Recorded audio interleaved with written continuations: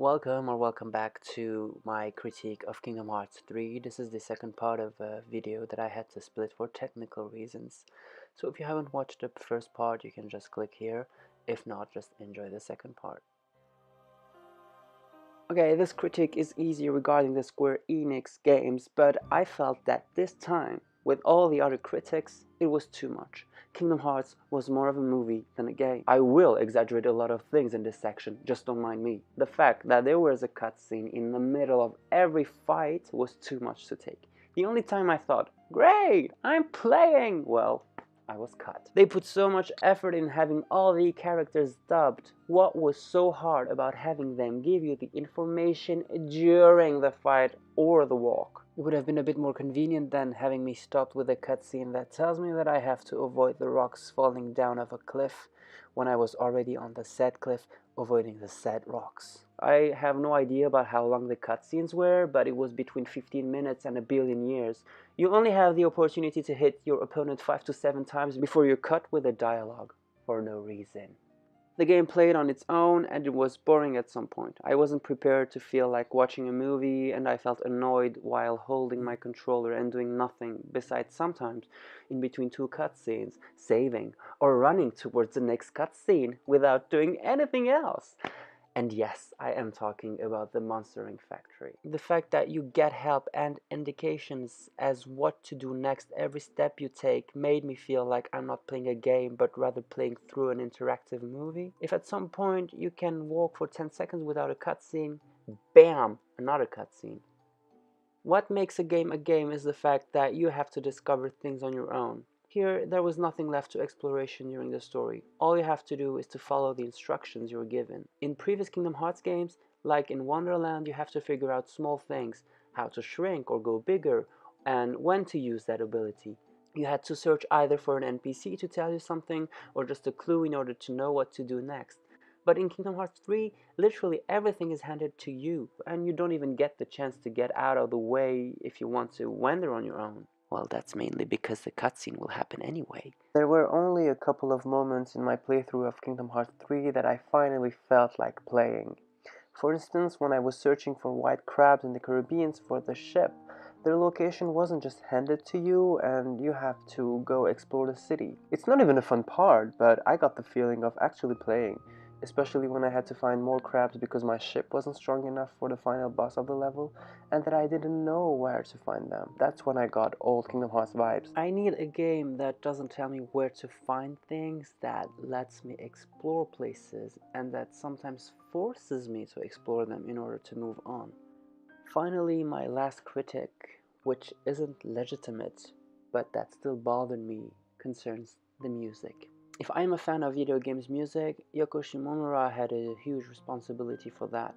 Final Fantasy and Kingdom Hearts are the games that made me dive into VGM world. For years, I have been listening to the masterpieces she has created for Kingdom Hearts. I even remember that when I finished Kingdom Hearts 2, back when YouTube wasn't a big thing after the credits rolled, there was this screen showing you your stats, and I just let the TV on in order to hear the dearly beloved reprise you're hearing right now, and recover from my emotions as well. So I was waiting so much on Kingdom Hearts 3 because I knew it meant new musical content. It was obvious. It didn't happen. I mean, it did, but come on, they recycled so many old pieces. Regardless how amazing they are, I was expecting to hear new content. It was kind of disappointing, but since the musics are beautiful, it wasn't that much of a frustration and it didn't contribute to me not liking the game per se. The overall conclusion is that I still like the game somehow. It's still Kingdom Hearts and it allowed me to get in touch with the entirety of the characters I've been introduced to throughout the years. Nonetheless, the game was incomplete. At the same time, there's a lot of things I ignore about the technical, financial, and legal boundaries that prevent the content I wanted to see to actually be put in the game. My critics are based on my gamer and consumer point of view, and again, the game as a game is great, and I believe someone who plays Kingdom Hearts for the first time would fall in love with it. It feels like the game begins to have an identity of its own, and I don't know how I feel about it. I really love the Kingdom Hearts universe, but at the same time, the magic of Kingdom Hearts is fed by Disney and Final Fantasy more than anything. Perhaps it's just nostalgia talking, perhaps it's how the game was sold to us and I can't disconnect from that. I was really shocked about the disappearance of Final Fantasy characters. Moreover, the fact that Sora totally leaves everything behind, including Goofy and Donald, plus the secret ending in which he wakes up in a more mature Tetsuya Nomura Final Fantasy XIII versus Ish City, seems to foreshadow the removal of the Disney characters from the Kingdom Hearts universe. That leads me to see Kingdom Hearts 3 as a turning point for the saga. The whole game was so rushed, it felt like they wanted to get it over with as quickly as they could. The game truly felt like a total different game. All the things that built up for years and years were suddenly erased, and the focus was more on the Kingdom Hearts characters, which is good in a way, but only proving the detachment from Kingdom Hearts from its roots. I think I'm not wrong when I say that fanboys and fangirls that have been waiting for the game for more than 10 years were expecting moments filled with nostalgia and dramatic moments. And they managed to do it in Kingdom Hearts 2 with the restoration of Sora's memory scenes, even when the games were only 3 years apart. It would have been such a great move to communicate to the people who grew up with Kingdom Hearts a sense of nostalgia, but it didn't happen. This is what sums up best what made me sour about the game: a lack of connection to the previous games and a lack of surprise.